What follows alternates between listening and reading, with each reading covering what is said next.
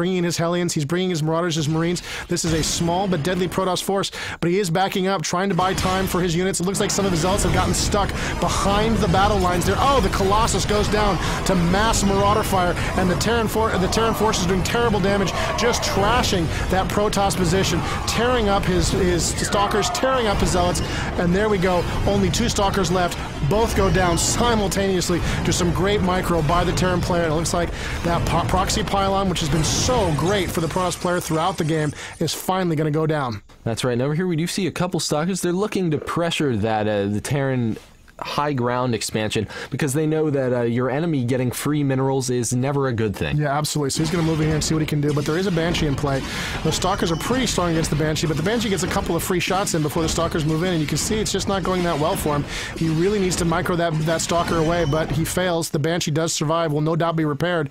Meanwhile, out on the rest of the map, it looks like there's another small battle going on. The Colossus have come up. They've destroyed, along with their Zealot buddies, they've destroyed what remained of that Terran strike force, and the Terrans in the middle of the board are once again on the run. You can see the Zealots using their charge to hunt down and kill those Marauders. Now, on the unit overlay, it's clear that this is not all that remains of the Terran army. There is a large force being created and amassing up in the Terran base. We can see that little blob of blue just moving across the map, and here they come. They're going to be chasing down those Zealots. The Zealots stand no chance against the number of Hellions that large. Yeah, those Hellions have a very powerful flamethrower that can really do a lot of damage to light targets like those Zealots. You can see the Terran army is massing up there for a push.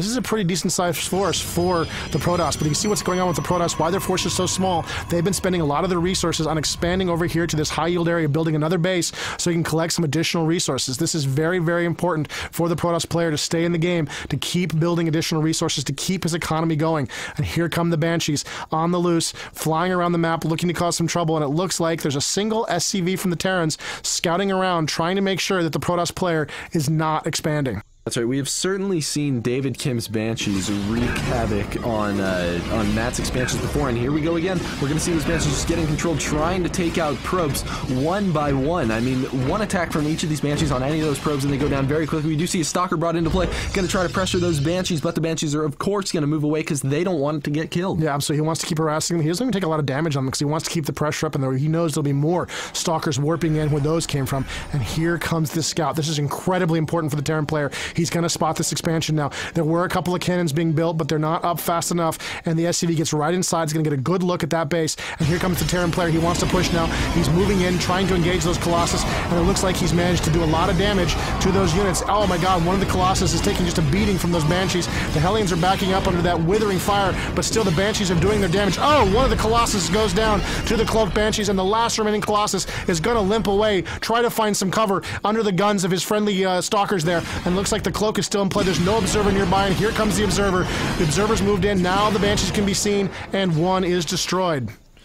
Ooh, what a good attack by the Terran player. Otto, and now that the Terran player is able to see this Protoss expansion, he's going to be moving over there with this large amount of Marauders. That is 12 Marauders, and an additional 4 Hellions are just absolutely going to be able to tear those cannons apart. There was a unit trying to be warped in, but he focused it during the 5 seconds that it was getting warped in and killed them before it was able to hatch. Yeah, absolutely. It looks like the Stalker's going to come in and try to bail the situation out. That's way too many Marauders for that Stalker. He doesn't got a lot of hope of dealing with the situation, and still no real practical way to deal with that many Banshees. He has dropped a number of them, but it looks like he has lost all of his Stalkers, and now the Colossus is trying to get to a position where it can fire at the Marauders, but it's just taking a pounding from those Banshees, and this base is going down. There goes the Nexus. That's just too many Marauders doing tons and tons of damage, especially to buildings, just tearing up the place while the Protoss desperately scramble to stay in this game. Now, meanwhile, the Terran is just going to build another expansion. He wants to keep this one up, so he's just going to build another command center and take it on over to his natural expansion. Yeah, and it looks like here come the Banshees in once again. Now, there's not actually a lot going on back here. Most of the probes have already left. They've moved off to other areas to resource. So those Banshees are going to do some damage, but not a lot. Meanwhile, at the front of the Protoss base, the Terrans are pressing in. The Protoss don't have a lot on the field. You can see they're not producing almost anything. There's only 3 Zealots being warped in right now compared to the large number of forces being created by the Terrans. And here come the workers moving out, trying to engage these Marauders. He's got to drive these Marauders away. Here comes some Zealots tearing away at the Marauders, and the probes are moving in, fighting off as well. The Marauders are backing up, firing a shot, backing up, firing a shot, trying to kite these units away, trying to get as much damage as they can get in before they're brought down.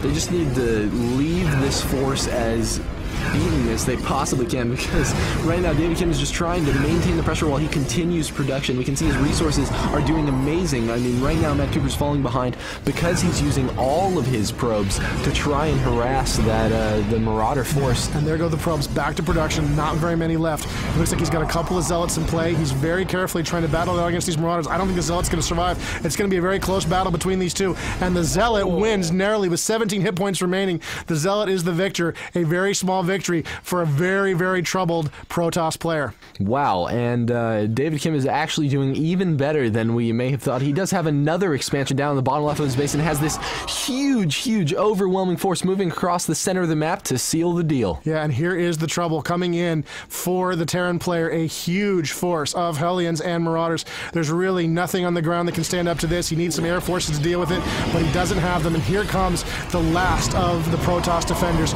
desperately trying to stem the loss of life. He rushes the workers in, but the Hellions are the perfect counter. They tear through those workers and cut them all to pieces. This has really got to be the end of the game for the Protoss player. He's in a lot of trouble here. He's lost, and there's the GG. Matt Cooper conceding the game. Good game, he says, to David Kim.